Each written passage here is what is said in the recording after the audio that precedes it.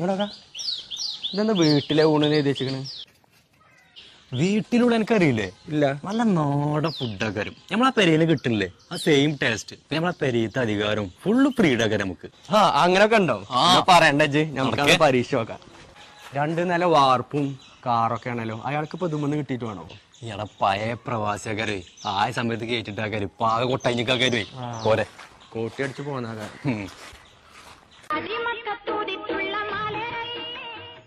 ഒറ്റക്ക് നല്ല സെറ്റാണല്ലോ. ഇവര് എന്തായാലും സക്സസ് ആവട്ടോ. ആരാണ്? ഒരു പെരയിൽ കയറി വരുന്ന ആൾക്കാരോട് നമുക്ക് മനസ്സിലായില്ല ആരാണ്? ചോറ് ഇങ്ങോട്ട് നിൽക്കുക. അല്ല ഫുഡൊക്കെ ഇവിടെ എങ്ങനെയുണ്ട്? ഫുഡ് ഉണ്ടാക്കോ? അത് ഞാനവിടെ തിന്നു. അല്ല എന്താ നിങ്ങളുടെ ഉദ്ദേശം? ഇതേ ചിക്കൻ പീസോ എന്ത് തമ്മാടത്തിനെ കാട്ടിന്? നിങ്ങളെ വാപ്പാടെ ചെലവിനുണ്ടോ? ഞാൻ പണിക്കോകാരിക്കുമ്പോ ബാപ്പ ഇങ്ങനെ തന്നെ പറിച്ചില്ലേ? പറഞ്ഞ ശരിയാണ്. ഒരു പേരേക്ക് അതേ ഫീൽ ഇവിടെ വന്നപ്പോ കിട്ടി. അല്ല ഓംപ്ലേറ്റ് ഒന്നും ഇല്ല ഇവിടെ? ഓൺലൈനിൽ 5-6 കോയമ്പുട്ടുണ്ടായി പോരാൻ വെച്ചേക്കണോ?